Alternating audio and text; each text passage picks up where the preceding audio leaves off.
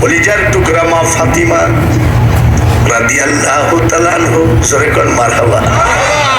ওনার নানা কি রহমাতাল লিল আলামিন, ওনার বাবা আসাদুল্লাহিল আলিম গালিব শেরে, ওনার মা হলো সৈয়দাতুন নিসা। শুধু তাই না, খাতুনে জান্নাত মা ফাতিমাকে এক ইহুদি চিঠি লিখেছিল। ইহুদির বান্ধবী, বান্ধবী ইহুদি হতে পারে না? আপনার আমার বন্ধু কি হিন্দু নাই নাকি? একই ক্লাসে আপনি মুসলমান পড়েন, আপনার পাশের সিটে একজন হিন্দু পড়ে না। তো ইহুদির বান্ধবী চিঠি দিয়েছে। চিঠি দেওয়ার কারণ আছে, মানে ওই বান্ধবী খুব রাজা, ধনী, কোটি কোটি টাকার মালিক। এখন ওই কোটি কোটি টাকার মালিক থেকে ওর বাপ বিয়ে দিবে, তো বলছে তোমার কি কোনো দাবি আছে? বলে আমার কোনো দাবি নাই। মেয়েকে জিজ্ঞেস করছে, বলে আমার একটাই দাবি, আমার একটা বান্ধবীকে দাওয়াত দেওয়া লাগবে না, অসুবিধা কি ধরনের? বলে বান্ধবীকে দাওয়াত না দিলে আমি বিয়ে করবো না। বলে অবশ্যই দাওয়াত দেবো, কিন্তু আমার বাড়িতে কোনো ফকির নিয়ে আসতে পারবে না রাজা বাদশাহ ছাড়া, এটাও মনে রেখো। তোমার বান্ধবীর বাবার নাম মুহাম্মদ রাসূলুল্লাহ, তাই নাকি? তোমার বান্ধবীর দাদার নাম আব্দুল্লাহ, এ তো ফকিরনি বংশ। তোমার বান্ধবীর অবস্থা কি? বলে যে চাদরটা গায়ে দেয়, চাদরটা আমি কয়েক জায়গায় দেখছি সেলাই দেওয়া। বলছে আমার মেয়ের বিয়েতে রাজা বাদশাহ জমিদার ছাড়া কোনো ফকির নিয়ে আসতে পারবে না। 3 দিন কেন্দ্রে ছিল। মা জিজ্ঞাসা করে, তুই কাঁদছিস কেন? কোন ছেলের সাথে সম্পর্ক থাকলে বল, তোর বাপকে বলবো। ইহুদির বান্ধবী বলছে, মা বাবাকে বললো অযথা টাকা পয়সা যেন খরচ না করে আমি বিয়ে করবো না। কেন বিয়ে করবো না? বলে আমার বান্ধবী ফাতেমাকে দাওয়াত না দিলে আমি বিয়ে করবো না। মা যায় স্বামীকে বলছে, স্বামী গো অযথা খরচ করবেন না, ওর বান্ধবী ফাতেমাকে বিয়ের দাওয়াত না দিলে বিয়ে করবে না। বলে তোমার মেয়েকে ডাক দাও। এই কি? বলে হ্যাঁ, আমার একটাই কথা, আমার বান্ধবীকে দাওয়াত দিতে হবে। বলে ঠিক আছে, যা যা, আমি দাওয়াত দিব, কিন্তু একটা শর্ত, তোর বান্ধবী ফাতেমার মার বংশে, বাবার বংশে একজন রাজা থাকা লাগবে। তার কারণ আমার এখানে সব রাজা বাদশাহ দাওয়াত দিয়েছি, যাতে বলতে পারি ওই ফকিন্নি রাজার, অমুক রাজার নাতি। জিজ্ঞেস কর, যা, যদি মার বংশে বাবার বংশে রাজা থাকে তাহলে দাওয়াত তুলে যা। ঠিক তো? বলে হ্যাঁ ঠিক। চিঠি লিখতেছে গোপনে। আরে কপাল পোড়া, ইহুদিদের 5-8 দালাল চিঠি লিখতেছে গোপনে। বান্ধবী আমার সালাম নিও, আশা করি মহান আল্লাহ তাআলার ইচ্ছায় ভালো আছো। আমি তোমার অমুক বান্ধবী, হঠাৎ আমার বাপ বিয়ে ঠিক করে ফেলেছে, আর আমার বাপ এমন একটা পয়সা চাটা, রাজা বাদশাহ ছাড়া আমার বাপ কাউকে মানে বিয়ে দাওয়াত দিবে না। তাহলে 3 দিন ধরে কান্দার পরে রাজি হয়েছে, কিন্তু শর্ত হলো তোমার মার বংশে আর বাবার বংশের ভিতরে কেউ কোন রাজা আছে নাকি, তাহলে তোমার দাওয়াত এলাও, তাহলে এলাও না। এটি তোমার বান্ধবী, তুমি আমাকে তাড়াতাড়ি বলো। চিঠিটা নিয়ে যায় আর আব্বা দিয়েছে। সুবহানাল্লাহ। আমাদের মেয়েরা কি চিঠি আমাদেরকে দেয় নাকি? পাগল নাকি? যদি মেয়েদের চিঠি পড়ি তাহলে ওর মার কাছে যায় বলবে, আব্বা আন্তর্জাতিক বক্তা ঠিকই, কিন্তু চোখ ভালো না। নাকি যদি মেয়েদের চিঠি পড়ি তাহলে ওর মার কাছে যায় বলবে, আব্বা আন্তর্জাতিক বক্তা ঠিকই, কিন্তু চোখ ভালো না। মেয়ের চিঠি বাপ পড়ছে, শুধু দেখি মা ফাতিমা যে ওনার বাবাকে দিচ্ছে, চিঠির মধ্যে তো কোনো বাজে কথা নাই, আছে না? আর আমাদের ছেলেরা চিঠি, মেয়েদের চিঠির মধ্যে আগেই কর, বলতে পারো তুমি বন্ধু আমি ভুলি নাই, মরণকালে একবার যেন তোমার দেখা পাই আমার সোনা বন্ধু রে, তুমি কোথায়? তোর কথাই তো না পাক। আব্বা, নবীজি বলেন চিঠি দেখানো লাগবে না, একদম বেয়াদব বলে নবী ইলমে গায়েবের খবর জানে না। আবার ওই বেয়াদবরাই বলতেছে পাকিস্তানের সাথে যে ভারতের যুদ্ধ বাজবে, নবীজি বলে গেছে। কোন মুখে কোন কথা? এইবার বলতেছে আমি সব জানি, আব্বা জানেন তো, তা তো আমি বিশ্বাস করি, তো আমাদের মার বংশে বাবার বংশে কোনো রাজা বাদশাহ আছে? বলছে না। তাহলে দাওয়াতটা যাওয়া হলো না আব্বা। তো বলছে যাও তুমি, চুপ থাকো, যাওয়া। বলে না আব্বা, রাজা বাদশাহ না হলে এলাও নাই, মার পেটে, মার বংশে নাই, বাপের বংশে। তুমি যাবা বলছি, যাও। আব্বা শর্ত হলো রাজা বাদশাহ থাকা। বলে দেখো ফাতিমা, চিঠি লেখো। দেখো আমি বলছি দেখো, নবীজি বলে দিচ্ছেন, মা ফাতিমা চিঠি লিখছে, বান্ধবী আমার দোয়া নিও। দেখেছেন? আশা করি মহান আল্লাহ তাআলার ইচ্ছায় ভালো আছো। আমি ফাতিমা তোমার চিঠি পড়ে অবগত হলাম, কিন্তু শর্ত হলো আমি যাব। নবীজি বলে দিচ্ছে, ফাতিমা লিখতেছে, আমি যাব তোমার বিয়ের দাওয়াতে, চিন্তা করো না, কিন্তু তোমার বাবা যে শর্ত দিয়েছে, আমার মার বংশ বাবার বংশের মধ্যে কোনো রাজা বাদশাহ না। আব্বা দিয়ে ওরা তো খুব বেয়াদব টাইপের লোক, এই কথা লেখার দরকার কি? আমার কাছে যেতেই হবে এমন তো কোনো কথা না। মানে আমার বান্ধবীটা কষ্ট পাচ্ছে, এই জন্য আমার গেলাম না। রাজা বাদশাহ না, এটা আবার আরো কেমন হয় না? বলছে না লেখো না। বলছে না আব্বা আমি যাবো না। আমি বলছি আমি লেখো, আমি বলছি লেখো, তুমি তোমার বিয়ের দাওয়াতে আসতেছি, কিন্তু তোমার বাবা যে শর্ত দিয়েছে, এই শর্ত মোতাবেক আমার মার বংশে বাবার বংশে কোনো রাজা বাদশাহ নাই। অতএব কি বলে, তবে রে, তবে রে বান্ধবী, যে আল্লাহ রাজা বানায় বাদশাহ বানায়, সেই আল্লাহ তাআলা আমার বাবার সাথে দস্তপা দিয়েছে।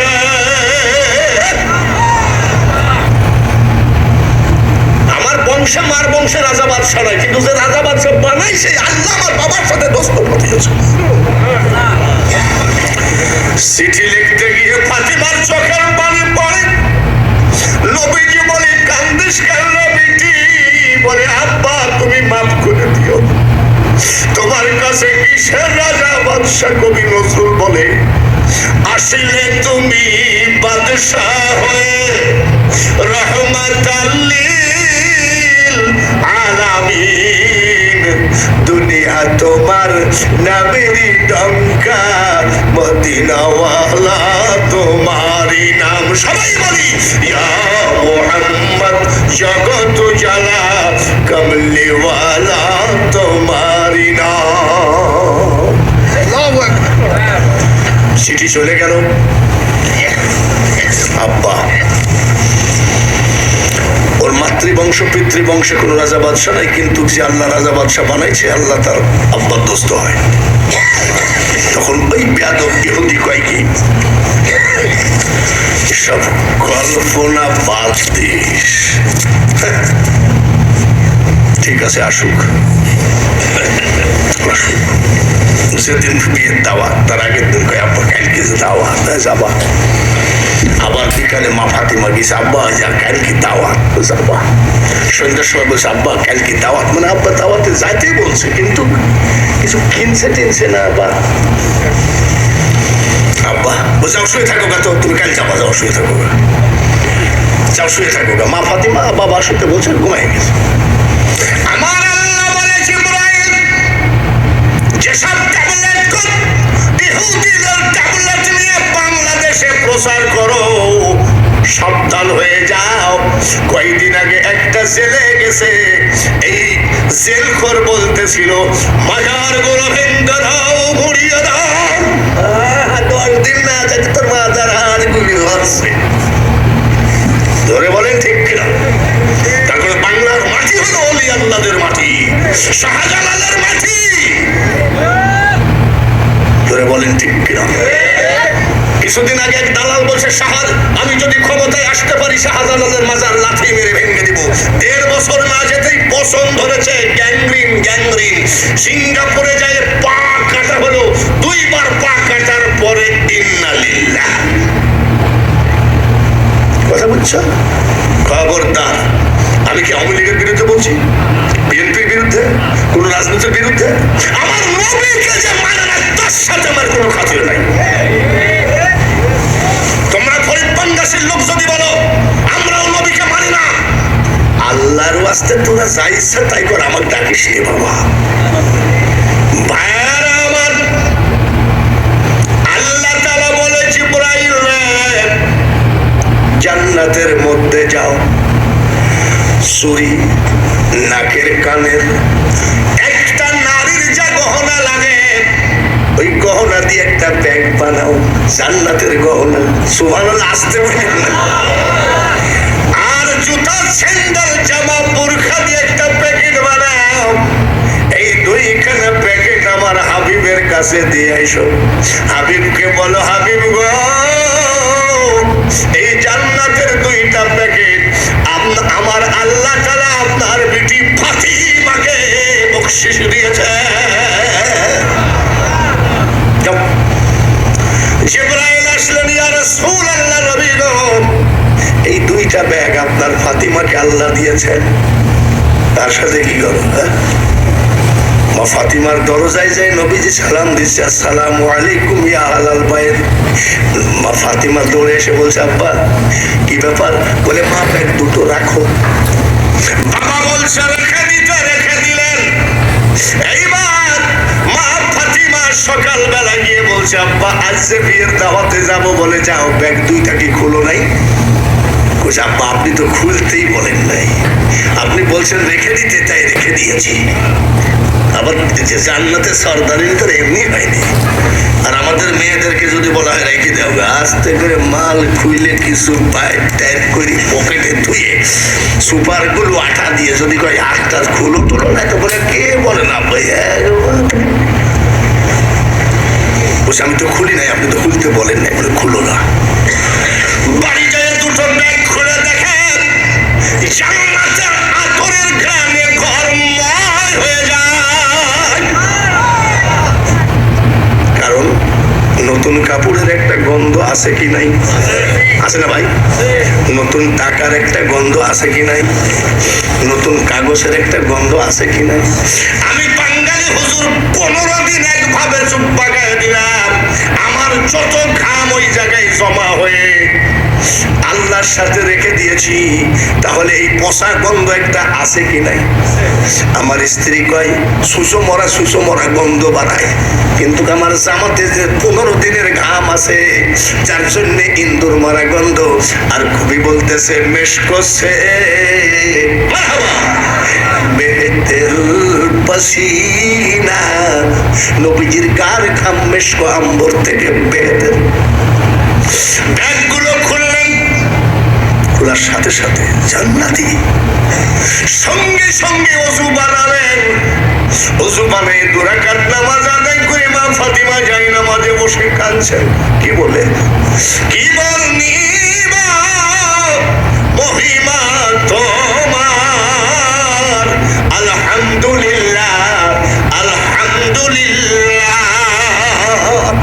মাবুদ কিসের রাজা, কিসের বাদশা, আখেরি পয়গম্বরের মেয়ে হয়ে আমার জীবন ধন্য। গোসল করে জান্নাতি পোশাক পরে বাবার কাছে গেলেন, বাবা একটু বিদায় দেন। যাও যাও মা, তোমাকে বিদায় দিলাম, যতটুকু টাইম বিয়ের দাওয়াতে লাগে অনুমতি দিলাম, কিন্তু মা গো আমি তোমার বাবা। আখেরি পয়গম্বরের 2টো কথা রাইখো। বলে কি? তোমার চেহারা কেন যেন কোনো যুবকে যেন না দেখে, কোনো পুরুষ যেন না দেখে। 2 নম্বর কথা রে মা, যে যুবতী পুরুষের চেহারা দেখেছে, এই যুবতীও যেন তোমার মুখ না দেখে। এর নাম হলো মহিলাদের পর্দা।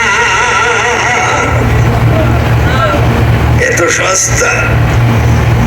বড় পীর সাহেবের মা গোসল করে কাপড়টা রোদ্রে দিয়েছে। বড় পীর সাহেবের বাপ আবু সালে মুসা জঙ্গি এসে কাপড়টা আগুন ধরায় দিলেন। গাউসে পাকের মা জিজ্ঞাসা করে, স্বামী গো মাত্র 1 দিন হলো পরা নতুন শাড়িটা পরাইয়া দিলা। গাউসে পাকের বাবা বলছে, স্ত্রী রে এই শাড়ির উপরে অপর পুরুষের চোখ পড়েছে, এই শাড়ি তোমার পরনে দেওয়া হারাম। এই কথা যদি ঢাকাতে ওয়াজ করা যায়, মহিলারা প্যান্ডেল ভাঙিয়ে দেবে। কথা বুঝছেন? পর্দা আসে নাকি? আল্লাহ তাআলা ওই দিক যাবো না, জ্ঞানী বুঝে বুঝায় একটু বুঝে নিয়ে সেই মা ফাতিমা বলেন মারহাবা। নবীজি খদিজাতুল কুবরা মরার পরে মাঝে মধ্যে আয়েশা সিদ্দিকার সামনে বসে একটু গল্প করতেন খদিজার। খদিজার চোখের কোনা লাল হয়ে যেত। তো বলছে যে আচ্ছা আয়েশার চোখের কোনা লাল হতো, আয়েশা আমি খদিজার গল্প করলে তোমার একটু রাগ লাগে নাকি? তা বলছে হুজুর একটু লাগতে তো পারে। কেন? বলে আমাকে বিয়ে করেছেন 7 মতান্তরে 9 বছর, আর ওনাকে বিয়ে করেছেন 40 বছর। তো খালি ওনার কথাই বলেন, আমরা কি আপনার জন্য কিছুই করতে পারি নাই? সেই দিন নবীজি বলেছেন আয়েশা খবরদার, তোমরা আমার সুখের দিনের স্ত্রী গো, আর খদিজা ছিল আমার দুঃখের দিনের স্ত্রী। আয়েশা খদিজার গল্প করলেন, কোন সময় খবরদার চোখ লাল করবা না, তার কারণ আমি যদি খদিজাকে না পাতাম কোরআন প্রচার করা কষ্ট হতো, তার টাকায় আমি কোরআন প্রচার করেছি। আমি যদি খদিজাকে না পাতাম মা ফাতিমাকে পাতাম না, আর মা ফাতিমাকে যদি না পাতাম আমার হাসান আর হুসাইনকে পাতাম না, আর হাসান হুসাইনকে যদি না পাইতাম রে আয়েশা আমার উম্মতকে জাহান্নাম থেকে বের করা সম্ভব হতো না। আর সেই পীর তুমি ইয়াজিদের পক্ষে এখনো তার মুরিদ হয়ে আছেন আপনি। যাও চলে গেল, মা ফাতিমা গেছে, রাজা বাদশার মেয়েরা সব বসে আছে দামি দামি কার্পেটের উপরে। মা ফাতিমাকে দেখার সাথে সাথে লাফ দিয়ে উঠেছে সুবহানাল্লাহ। তার কারণ ওই পোশাক রাজা বাদশার মেয়ের আমার 14 গোষ্ঠী চোখেও দেখে নেই, লাফ দিয়ে উঠেছে সুবহানাল্লাহ। আমাদের এখানে একটা মন্ত্রী হলো হাসানুল হক পসামুল্লাহ, ভাই তো জানেন। মন্ত্রীর বাড়িতে আমি শুয়ে আছি, একসাথে ফজরের নামাজ পড়ছি, কাঁদতেছে। আমাদের কি ব্যাপার? বলে আব্বা আমাকে, আমি চাচা বলতাম যে আব্বা শোন, তোর মতন দামি লোক নাই। পাগল, তুমি যখন সামনে রাস্তায় যাও, সামনে এক গাড়ি পুলিশ, পিছনে এক গাড়ি পুলিশ, বাঁশি ঠেলায় বাঁচা যায় না তো পাও কি? বলছে আব্বা এটা 5 বছর। কয় বছর? আমি যখন ফেল করব তখন আর কেউ বাঁশি বাজাবে না। আর তুই রে বেটা এমন একটা লেখাপড়া করেছিস, বৃদ্ধ হয়ে মৃত্যুর একদিন আগ পর্যন্ত তোর নামে নারায়ে তাকবীর, বাঙালি হুজুরের আগমন, শুভেচ্ছার স্বাগতম, আমাদের এলাকার পক্ষ থেকে লাল গোলাপ শুভেচ্ছা। তুই যদি মারা যাস কবরেও ফেরেশতা বলবে তাড়াতাড়ি জান্নাতে চলে যা। কথা তো ঠিকই বাবাজি। মা ফাতিমাকে পড়েননি, রাজা বাদশা দাঁড়ায় গেছে কেন? ওই পর্যা যে মেয়ের বিয়ে, সে দৌড়ে যে ওর বাপকে বলছে আব্বা কয়েকদিন ধরে আপনার সাথে একটাই যুদ্ধ চলতেছে, আপনি বললেন যে রাজা বাদশার আত্মীয় না থাকলে সেজন্য না আসে, আপনি শুধু এক সাইড দিয়ে দেখেন, আপনার 14 গোষ্ঠী এই পোশাক কেউ দেখেছে? বলছে তাই তো মা, এমন পোশাক আমি তো জীবনে চোখে দেখিনি। ওই ইহুদি বান্ধবী হাত খাড়া জড়ায় ধরে বলেছে আব্বা আব্বা সবার জন্য যে খাবার করেছ গো, আমার বান্ধবী ফাতিমার জন্য একটু আলাদা কিছু করো, ও কোথাও যায় না, ও বড় সম্মানী মানুষ। আর তার ছেলেকে জবাই করলো ইয়াজিদ, তাকে কই ইয়াজিদ রাদিয়াল্লাহু তাআলা। মা ফাতিমা বসে গেলেন, চেয়ার দিল, সব বাদশার মেয়েরা নিচে বসে। মা ফাতিমা কথা বলছে, রাজা বাদশার মেয়েরা সব চুপচাপ শোনে, কোনো অন্যদিকে খেয়াল নাই। বিয়ের বাড়িতে ওয়াজ চলে নাকি? বিয়ের বাড়িতে ওয়াজ চলে? বরযাত্রীর খিদায় পেট থরথরিয়ে কাঁপে, তোমার জান্নাত জাহান্নামের কথা শুনতে দেখি। বরযাত্রীর খিদি জ্বালায় ও যদি কেউ ওয়াজ করে সে মৌলবি মায়েরও খাবে। কোনো নড়াচড়া নাই। এমন সময় পার্শ্বের এক বান্ধবী দাঁড়ায় বলছে, ফাতিমা আপনার বক্তব্য বন্ধ করেন। ফাতিমা বলছে, ও কথায় কথায় এসে গেছে, আচ্ছা ঠিক আছে আপনারা বিরক্তি হয়ে গেছেন, এতে কোনো সন্দেহ নেই। সকল রাজা বাদশার মেয়েরা ডাক দিয়ে কয়, ফাতিমা কিয়ামত পর্যন্ত যদি আমরা সবাই হায়াত পাই, আপনিও যদি হায়াত পান, কিয়ামত পর্যন্ত আপনি এক গিলাস পানিও যদি আমাদের কেউ না দেয়, আপনার কথা শুনতে শুনতে কিয়ামত হয়ে যাবে, অধৈর্য আসবে না। তাহলে বন্ধ করতে বলছেন কেন? বলে বন্ধ করতে বলি এই কারণে গো ফাতেমা, আপনার পাশে বসছিলাম, আপনার বোরখার সাথে আমার জামাটা একটু ঠেকছে, আমার সমস্ত বডি আতর, এবং এই আতর জীবনে আমরা পাই নাই, দেখিও নাই। আমার পার্শ্বের বান্ধবী আমার সাথে ঠেকছে, এইভাবে সবাই আমাদের আতরের খান লোমের গোড়ায় গোড়ায়। তাই আমি বলতে চাচ্ছি ফাতিমা গো, এই কাপড়টা কোন মার্কেট থেকে কিনা? ওটা বলতে হয় না, বলে না বলাই লিখবে, বলে না বলতে হয় না, বলে বলাই লিখবে। কোন দিকে সেই মার্কেট? কোন দিকে সেই মার্কেট বলেন তো? সে বলতে হয় না, বলে দেখেছেন বলতে চাচ্ছেন। আর আমাদের বউরা যদি একটু পাশের বাড়ির থেকে সাজাদপুর থেকে একটা কাপড় নিয়ে এসে দিয়েছে না, শ্রীফলতলা মোড়ে নাকি, এখান থেকে একটা কাপড় কিনে নিয়ে এসে দিয়েছে, বউ যদি বলে পাশের বাড়ি, আপা আপনার শাড়িটা এত সুন্দর কোন মার্কেট থেকে কিনেছে? বলে আমার স্বামী কক্সবাজার থেকে। জোরে বলে ঠিক কিনা? ওর স্বামী জীবনে গাবতলির হাটে গেছে কিনা তাই তো ঠিক নেই, আর কয়েছে কক্সবাজার। বলছে কোন মার্কেট থেকে কিনা? মানে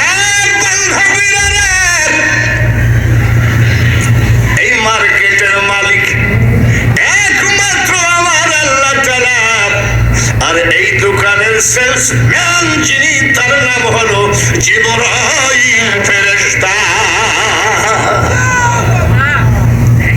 বলে কোন রাস্তা এটা? বলে রাস্তার নাম হলো ইহদিনাস সিরাতাল মুস্তাকিম। রাস্তার নাম বলতেছে, সবাই বলেন ইহদিনাস সিরাতাল মুস্তাকিম। বলে ওই রাস্তায় কেমনে যাওয়া লাগে বলেন? আমার স্বামী কন্ট্রাক্টর, আমার স্বামী উর্দুম্বার ব্যাপারী, আমার স্বামী খেজুর গাছ বেচা কিনা করে, আমার টাকার অভাব নাই, আজকেই যাবে ঝামেলা করবো, ওই মার্কেটে যাই তোমাকে এই শাড়ি কিনাই লাগবে, এই কাপড় কিনাই লাগবে। বলেন ওই মার্কেটে যদি যাওয়া যেতে হয়, ইহদিনাস সিরাতাল মুস্তাকিম রাস্তায় পাবা, রাস্তায় হাঁটতে হাঁটতে একদিন পাবা ওই মার্কেট। ওই মার্কেটে যদি যাইতে হয় ওযু করা লাগে, আর আমার বাবার একটা কলেমা মুখস্থ করা লাগে। বলে ওযু কি জিনিস? বলে তিনবার করে ধুতে হয়। দৌড়াইয়া গেছে বান্ধবীরা, তিনবার করে ধুলেন। এইবার আসি বলছে আপনার বাবার কোন দোয়া? বলে সবাই মুখস্থ করো লা